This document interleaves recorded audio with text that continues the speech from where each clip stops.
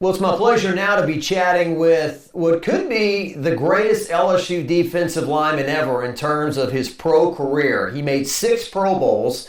He was named an All Pro four times. He played his entire NFL career, 13 years with the Buffalo Bills, and he was an LSU All American as well, part of the 2003 National Championship team. It is the great Kyle Williams and Ruston. Kyle, how you doing, man?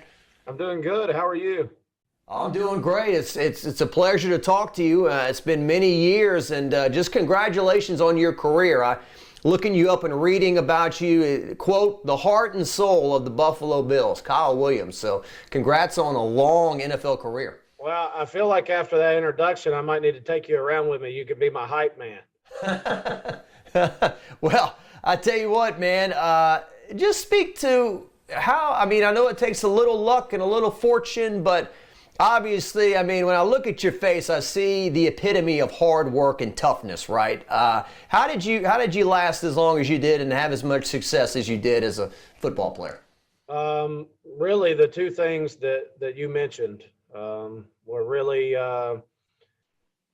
very instrumental in my long career for me being successful at all. And the other one I'd add to that is just effort. It was really important to me. My teammates were really important to me. Not wanting to let them down and wanting to be my best every day.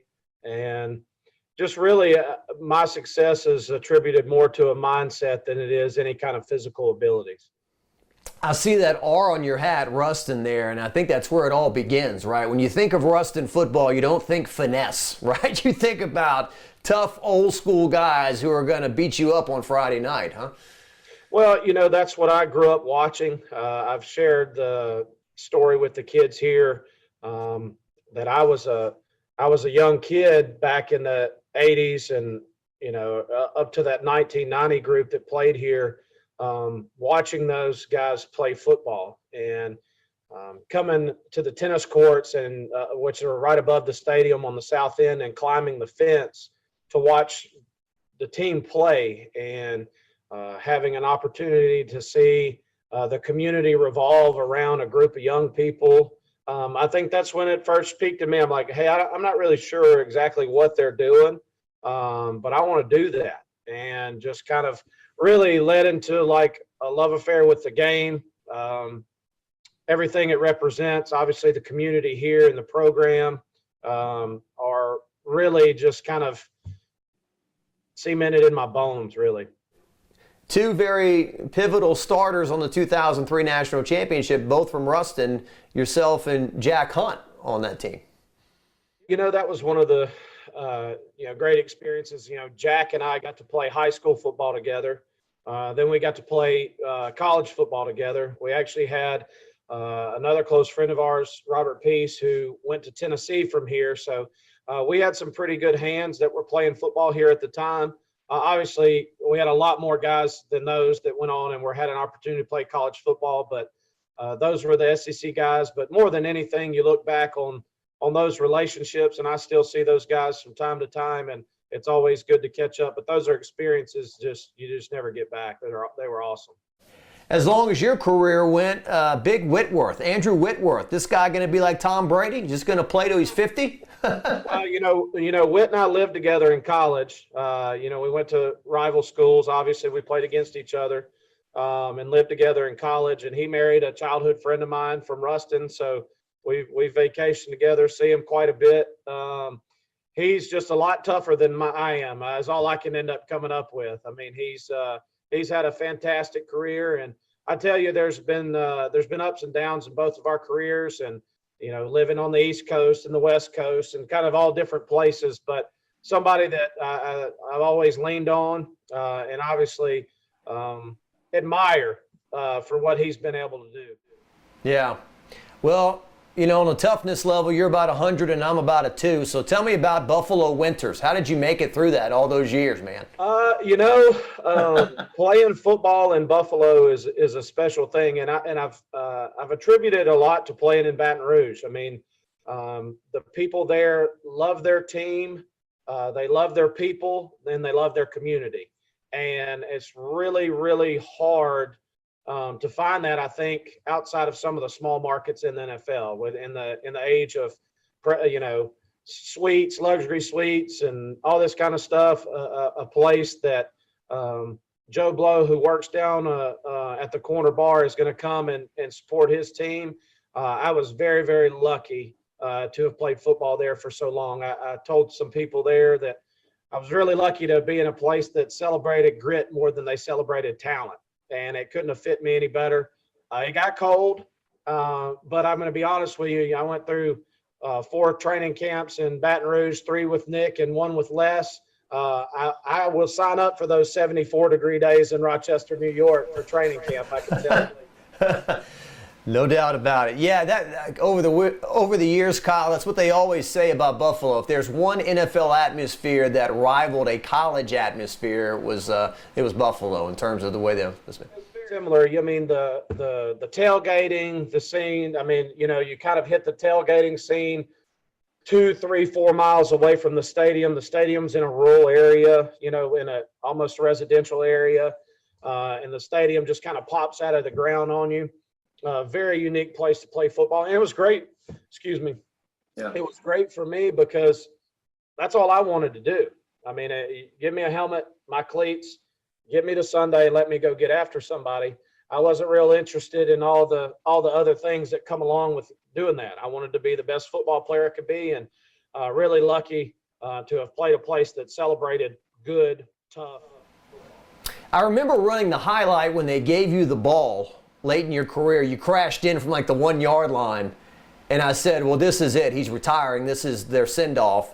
But you made it another year after that, right? Yeah, I played another year after that. That's one of the things you could probably, if you ever get an opportunity to introduce me again, some people call that the greatest touchdown run in NFL history. Some people, namely in Shudrint that live with me. But yeah, I made it another year, and really, there's 2 just huge factors in that.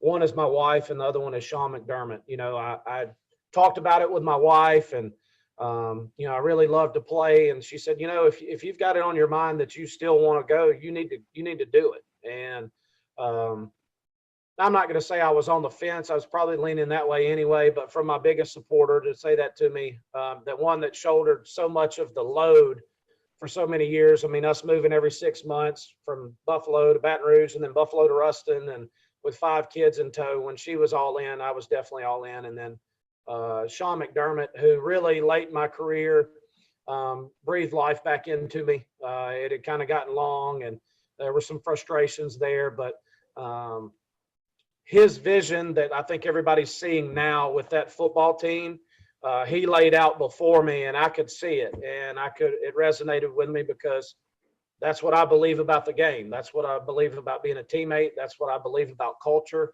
And to be there and to have played a small part in helping him lay that foundation was really important to me. That's awesome. That's why I never really beat up guys like Brett Favre and people who, when you've done something your whole life and it's just in your heart, it's so hard to walk away from it. So, I mean, once it's over for good, it's over, so.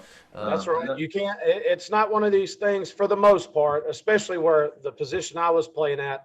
You're not going to step away for a year and then think you can just kind of jump right back into the middle of that fire in there. And it was a easy decision both ways. It was an easy decision to go back, and I'm one of the, I don't know what the percentages are, but I'm one of the very, very few that's very lucky that I decided when I was going to be done and it was time to walk away. My oldest daughter was about to start junior high, so it was time for me to go and do something else.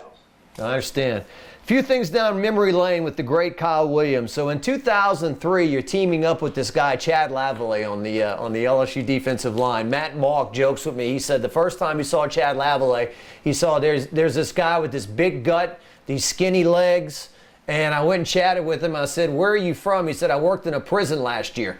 And Matt's like, well, holy cow, what are we getting into here? But what a unique player, huh? His size and the way he moved and made plays. Yeah, I always joke around. There's a scientifically unproven thing with defensive linemen between rear end proportion and ankle proportion. They've got a big rear end and they've got skinny ankles. The cat's an athlete, and that's what I think about when I think about Chad. Is just he was almost like a running back playing defensive tackle. I mean, obviously that's not a slight against him or his toughness or his physicality, but his short area quickness and the way he was able to play was a lot of fun to be around and watch him play. And really, not so much in my college career, but as I moved later on in my career, I would say like in the NFL, a lot of that slashing and different stuff started to play a role in my career the longer it went. Yeah, the 2003 Auburn game where they had Cadillac Williams and Ronnie Brown. I think they went for it on 4th and 1 early in the game, and Lavallee just collapsed the entire line there and made the tackle. He was something to watch. Yeah, it was a lot of fun being with a guy like that. You look on that defense in 2003, and Corey Webster and Marcus Spears and the late, great Marquise Hill and players like that. I mean, you were just surrounded by tremendous talent, huh?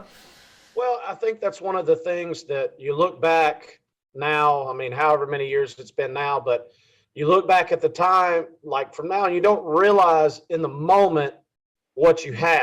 You look around and maybe some of the coaches, Nick could probably have told you that, probably not about me, but like about a lot of our group, like, hey, these guys are all going to play in the NFL. And you look back and you look at that group that we put on defense that year. You just mentioned all the front four. Then you had like Lionel Turner and Cameron Vaughn, who both spent a short time in the NFL. And then you throw in guys like LaRon Landry and Travis Daniels and Randall Gay and all those guys who played multiple years in the NFL. While that's all going on, you don't realize it. But then you look back after some years and you're like, oh yeah, we were supposed to be really good. I mean, look at what all these guys went on and did. Yeah, incredible. And Jack told me before the national championship game, he just felt like you guys were going to win without a problem. He said Oklahoma ran 5 plays or something. You guys knew what the plays were going to be. And then there was a big speech in the locker room before the game by Muschamp. Oh, you're really hitting me hard here. I've been hitting the head a lot since then. I can vouch for the fact that I do remember everybody being totally dialed in and just being like, hey, you know what? Because up to that point, until they lost to Kansas State, like, this is the best college football team ever with Oklahoma. They won every major national award, and you look back, and I don't know what the final numbers were, but we're giving up like 9 points a game, like next to nothing. And all of us are like, we're fixing to roll these dudes. Like, I mean, it was just confidence was through the roof. And I think at this time you had all of those guys that were a true team. Like it was the perfect storm of like a bunch of really talented guys that believed in one another and were like all in it for each other. And I do remember that part of like, hey, we're fixing to smoke these guys. Like, they're not going to score. We're fixing to get after them. And, that's ended up what happened. Kyle, you played another year for Nick Saban. Nick Saban's a complicated topic. It seems like to me everybody that interview who played for him at LSU doesn't have anything negative to say about him. They all say he impacted my career. He made me the best player I could be. He helped me get to the NFL. Even guys like Brady James and Trev Falk, who could not stand him at LSU, look back on it now and have a newfound respect and relationship with Coach Saban. He gave LSU a lot of success. He's denied LSU a lot of success since he went to Alabama. So how do you feel about Coach Saban all these years later? Well, I think if you look at it, it's not going to be a secret to anybody that Nick's probably not a people person, right? I mean, but I will say this. I had a unique ability to take and listen to what was being said, not how it was being said. And I joke around with everybody. I go, once Nick Saban tears you up in front of your mom, you pretty much become bulletproof, right? But it really, I honestly, from the start, like, I just wanted an opportunity to compete and play. And I'll say this with like Nick, he was going to breed toughness and accountability into you. And you were either going to wither away and not be able to stand the heat, or you're going to rise to the occasion. So I think that's where that's what everybody's saying, like how he impacted their career. Well, maybe in the moment when we're all teenagers or 20 or 21 years old and we've got some other things going on that we think we want to do, he's really imprinting some things on you that you're going to end up falling back on, and then you can really attribute all of your success post then to the things that you learn and the mentality that you are able to form while you're there with him. Wow, amazing. So he tore you up in front of your mother. I think he tore everybody up in front of their mom. I mean, you come to a spring game or a spring practice when they had families around and nobody was off limits, right?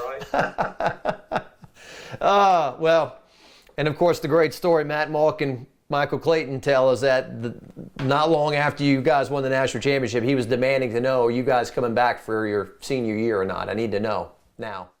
Yeah, he I can remember, I'm not going to share the story, but I mean, off the bus, back at the Marriott or wherever we stayed on Canal, I forget what hotel. I mean, he's tearing somebody up because they had a recruiting meeting like 30 or 45 minutes later. I mean, we're talking an hour and a half after the national championship team, and like, hey, I don't know where you think you're going. Like, you're going to go have a big time. Like, we've got a meeting. And I'm like, well, I mean, looking back on it now, you're like, I mean, there's no surprise to the success.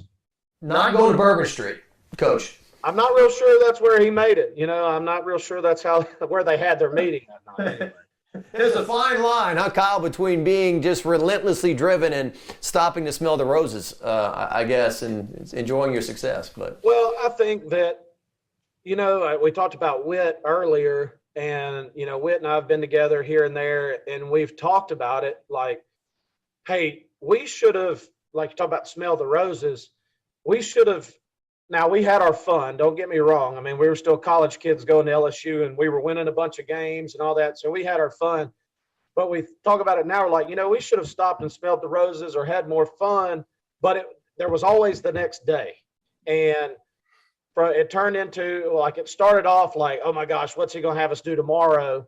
Then it turned into, as our mentality changed, it turned into, hey, we got to focus to make sure we get better tomorrow. And it morphed into that. And I don't think it's happenstance that I played 13 years and got to retire on my own. Whit's going on 16 years. And you see a lot of those guys have had that kind of success. It's had just as much to do with the mentality that was put into us as much as a lot of guys' talent, really. Yeah. I can just remember the Georgia game in 2003. We're all hyping it up as the media. It's a big game, And he's like, the sky's not going to fall if we lose this game. We don't need to create anxiety. We need to, we don't look at the scoreboard, 60 minutes, treat every opponent the same. And you lost the game to Florida, which was not hyped and not a quote-unquote big game. And it meant the same as the Georgia game. So what he said was exactly correct. Yeah, that's right. And, and at the end of the day, I mean, I'm working with teenage kids now. At that time, a lot of us are just out of it. We're either 19, 20, 21. And then some days, like guys like that, they're having a bad day just because they want to have a bad day. Like they can't tell you why. And so you're kind of riding the whim of that. So I can't imagine some of the aggravation that probably came for him for that Florida game, knowing we were a better football team and we just didn't go out and perform the way that we should have. You played 1 year for Les Miles, and it's funny looking back. I mean, Les, his first 2 years goes 11-2, fifth in the country, and then the year after you left, 11-2, third in the country. But there was a feeling that, man, maybe we didn't achieve what we wanted to achieve. I guess in 2005, you guys felt like the team was loaded, but you had a lot of challenges that year with Hurricane Katrina and Rita and playing, I think, 10 weeks in a row, right, before the SEC championship. Yeah, I think the thing that sticks out about that team is I think we had a lot of talent. We were a really good football team. We go to the SEC championship. I think we're 10-1. I know we'd only lost one game. I forget how many we'd won, and maybe like third or fourth in the country. So like, hey, if we go over here and we win, something happens, we get an opportunity to go play in the national championship game. But by the time we had gotten to that part of the season, we like you said, you had Katrina and Rita. I think we played like 11 games in 10 weeks because we had like a Monday and then a Saturday game and, practices. I think at the end of the season, once we got to the SEC championship game, we were just smoked. I mean, we were tired. And Georgia had a good football team. I'm not taking anything away from them. We were just worn down. And then I think you see that. I can remember we got like 2 weeks off. He's like, you guys are tired. We rested. We came back. We had a lighter workload in practice and then go out and just decimate Miami, who had a really talented football team at the same time. So I think that's more the football team that we were. I think the later in the season, we were really tired. And the one game that we lost to Tennessee in overtime was I mean, it was one of those deals right on the tail end of two hurricanes. I think you're dealing with emotions and people with families and a lot of things going on, and a lot of young kids were just overwhelmed. But that was a really, really good football team that I would have loved to have seen how, hindsight being 2020, what that looks like under normal circumstances, what that football team would have been able to do. Yeah, not to get too far in the weeds, but the Tennessee game, I think it was 21-0 at the half. You guys were up. And then because of the fact that your schedules were all out of whack because of Katrina and everything else, there were guys cramping up. I heard bad things about like nutrition. Guys were either losing weight or gain weight because they weren't on the normal routine. And so that was a rough loss there for Coach Miles. He learned right away about the hot seat, huh, Kyle? His first home game, Tennessee, blew a 21-0 lead. What's that? I said that's part of it. Yeah.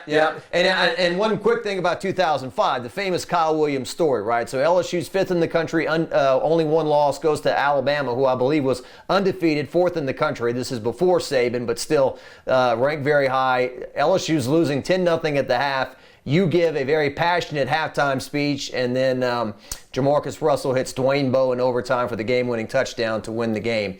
That's all. That's how it went. Do you remember what you said at halftime? Like I said, I've been hitting the head a lot.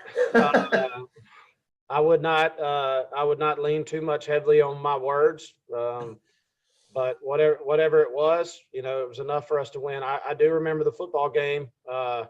That was a tough game. They were a really good football team, physical.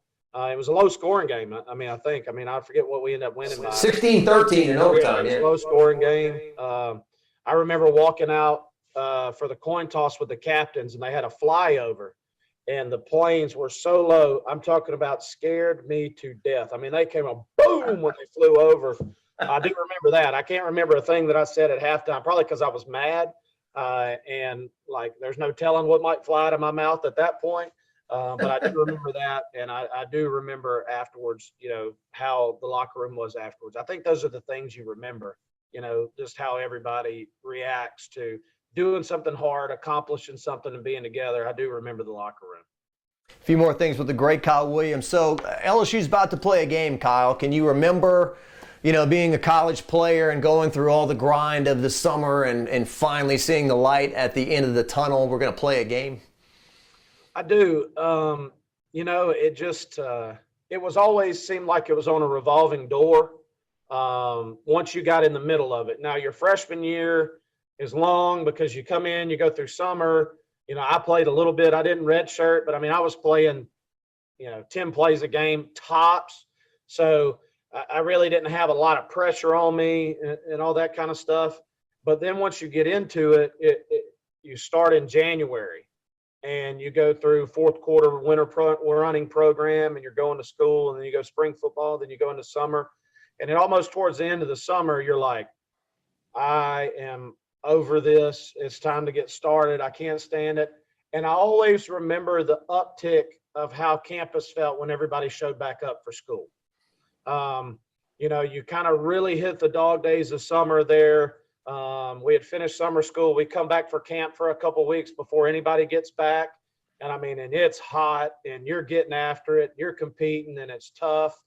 And then it's almost like you get new life breathed into you when everybody shows up for school. And then you start to get that feeling, okay, here we go. You get excited. You hear the band practicing during practices, like while you're on campus. There's always a buzz going on. And then you kind of felt like your spirit's like, okay, here we go. This is why I stick this out. And this is why, obviously loving your team and all that kind of stuff. But you're like, okay, hey, this is what it's all about. And then you start to get excited. Yeah, that's great stuff, man. Yeah, it is hot and lonely out there in August, huh? Man, I'm going to tell you, I don't know. I know like U-High's baseball field is back there. They used to have like that big burn off deal. Like, you know what I'm talking about? You remember that? You used to shoot that flame up in the air. It's like petroleum engineering or whatever it is. And I can remember like coming to Baton Rouge my first summer, and like Nick is tearing you up, and that flame is shooting out of that thing, and you're like, you know what? This is awful. Like, I joke with our kids all the time. I go, when I was in school, we had freshman camp. They don't have freshman camp, and we were still doing 2-a-days. So we come to camp with 26 guys. You're signing class, and you're having full blown practice. Like, it wasn't like, oh, we're going to pare it down. Like, I remember running down on kickoff team. Never been on a kickoff team. Then turning around and grabbing a pad and coming back, and then cramping up, getting IVs, get off the IV table. Like, hey man, we got meetings in 15 minutes. We got practice this afternoon. And you're sitting in Broussard Hall, and like, no matter how far you push the air conditioner down, it was only getting down to 83 degrees in there. And you're laying in that bed at night, and you want to talk about like, some self-talk. You're like, hey man, this is what you wanted to do. I mean, then that's when you figure it out, like, or like what you're made of. Like, everybody can talk about what they're made out of. And then some of us are lucky to like, hey, figure out like how deeply I really can dig. I love hearing those stories, man. Tofield told me one morning they were supposed to make it at 5 a.m. or something, and the car was broken down or stolen, or I don't know, something. And they called Moffitt at like 4:55. Said, Coach, I'm so sorry, we don't have a way of getting there. There was a pause, and he said, you got 5 minutes to get here. And they're all hopping on the back of somebody's truck just to get it on time to run.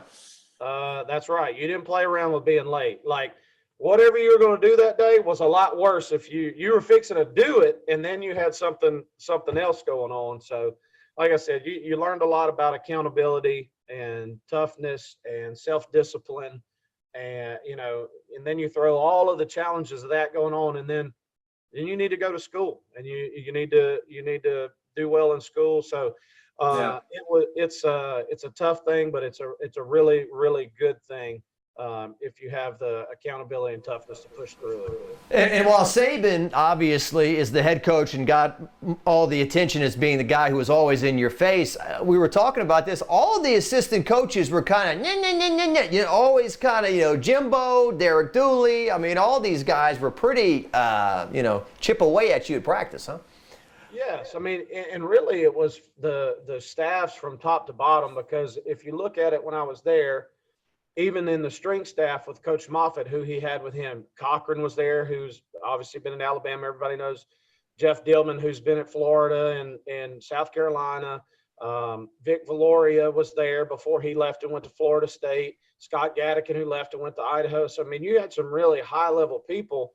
Everybody knows about Jimbo and Leschamp and Dooley and all those guys. But, I mean, you're looking at, like, some people that led some of the top strength programs in the country. So, that's what we're talking about. Accountability wasn't just from one subset of a staff or toughness or effort or all of that stuff. It was a 24-hour a day from, I mean, every time you set foot somewhere, you were held to a standard, and that's why we were successful. Yeah, absolutely. What a time. So, Kyle, last year, obviously, these days offenses are different. They score more points. The games are higher scoring, but LSU was historically bad defensively last year. What did you see kind of casually watching, and what do you think it'll be like this year? Hate to get into like not knowing what they were trying to do schematically and all of that. I would say some of the things that stuck out to me is like maybe some miscommunication things, like you'd have a bust in a big play. And I know Bo. I mean, I played for Bo my senior year. Bo teaches and coaches a sound defense. I mean, I think we were 1, 2, or 3 or something like really high my senior year. I mean, the year you're talking about 11-2. I know what he stands on and what he coaches, and I don't know. It looked like some communication issues at times here and there. But I hate to speculate on all of that without knowing any specifics. I'm not a pundit, so I'm not going to sit up here and criticize without exactly knowing. I think I did see some of that. I mean, when you got somebody running down the field and nobody's on them, there's some kind of communication issue, stuff like that. But I wish that would have gone better, because I really enjoyed my time when Bo was there. In a broader sense, LSU feels like they're really deep and nasty on the defensive line last year. You being a former defensive lineman, how can those guys and how can defensive line impact a college football game? Well, by my estimation about the game, your success is going to start and end up front. When it gets late seasons and you're playing tough football teams, everybody hears the story, run the ball, stop the run, all that kind of stuff.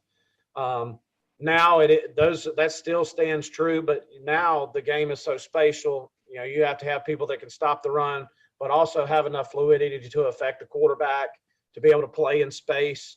So really, for me, the tip of the spear defensively is obviously the defensive line. Anytime that you have guys up there that can press the issue, that can be physical, that can affect the quarterback, not necessarily get sacks, but make him get off his spot, get off his rhythm, do things like that. It helps, obviously, the back end, the coverage guys, but it can set a tone for a whole football team. And the same can be said for an offensive lineman. If you've got a group of guys, offensive line-wise, that have bought into the brotherhood that I know offensive lines are, and they're willing to, like, play after play, lean on people and put shoulder pads on people and finish and cover the ball and knock people off of piles, those are like body blows in a boxing match. If you continue to do that time after time after time after time, you'd be surprised how a 3-yard gain in the first quarter on a run ends up being an 8-yard game or a 9-yard or a 10-yard late in the game if you got guys that are consistent to stay with the process of grinding and getting after people. That's awesome. Yeah, I think Craig Stelt's a guy who played a little bit after you said, or you were on the same team with him at some point, but he said, I said, a lot of those interceptions, I got to credit my defensive line. Some of those quarterbacks, they get tired of getting hit and they just start throwing that thing up and helps the secondary. Well, a guy that can cover is my best friend, and a guy that can rush is their best friend. It all works together. Coach O, he's a man's man, right? He had a perfect year in 2019. Last year was kind of rough. Have you met him? I mean, what do you think? Yeah, Coach actually recruited me to USC when he was there as a defensive line coach. That's when I was coming out of high school, so we met there, and then I've met him since he's been back at or seen him again since he's been back at LSU. I actually ran into him at Gino's the last time I was in Baton Rouge, so got to visit with him briefly there. So, I think you talked about the hot seat after one game, and I understand the talk of that, but I can guarantee you nobody's going to put pressure on a guy like that or a staff like that more than they're going to put on themselves. It's literally live and die every day on, like, hey, how practice goes, how every drill goes, push and push and push. So I'm excited for the year. I'm expecting big things, and I'm excited to watch. I know what I wanted to ask you. Name, image, and likeness. So I don't know if you would have been there. Hey, I'm Kyle Williams for Ammart Po' Boys. I love the Cajun turkey. Yeah, I was going to say, my reach would have been very limited. I could sell like some tractor tires, some fried food. So my name, image, likeness wouldn't have gone very far. Oh, I don't know. You guys were winning a lot of games. I think everybody would have got a little something, right? Especially a guy, and a 5th-round draft pick too, by the way. I mean, this is a guy who played he played as long as you did, and you were not like this, 1st or 2nd-round pick. You were 5th-round pick. Well, I mean, I tell the joke all the time. I was the 1st overall pick of the 5th round, so I was pretty much like a 1st rounder. It's very similar. 1st overall pick of a round, there's a lot of pressure that comes with that. So. You got a good sense of humor. You and Peyton Manning, I think. Y'all would play well off each other, I think. Defensive guy. Well, I can't. If you can't be self-deprecating, you can't be anything. And I don't make light of my career. It was a lot of fun. I got to do something really cool for a long time that not a lot of people get to experience. But that doesn't make me some kind of high-level dignitary or anything like that. Literally, I ran into people for a living. So that's what my hands were made to, like, punch and pull on people. Like, if you asked me to tighten a bolt or, like, do a surgery or something like that, it'd be a teetotal mess. I can't get my hands in anything. So good Lord made me to do a couple things. I just took advantage of one of them. Hysterical. Transfer portal. You played for one high school, one college, one pro team. Now, obviously, some guys got to do what's best for them. Joe Burrow was a grad transfer. LSU doesn't enjoy what they enjoy if he doesn't come along. But, what do you think about that these days? I mean, there's something to be said about a fresh opportunity, and there's also something to be said about a Matt Flynn who stuck it out and was a national champion and an MVP. Well, I think Matt would probably tell you that wouldn't be near as sweet if he'd have loaded up and gone somewhere else and done something. Sticking it out with a place, a team, a community. I mean, there's something to be said for that. Obviously, for me, I mean, I spent 13 years in Buffalo, and by the end of my career, you couldn't have held a gun to my head and made me go anywhere else. I mean, I fell in love with the place and the people, and we were a very average 500, 9-7, 7-9 football team for just about every year of my career, except for one or two.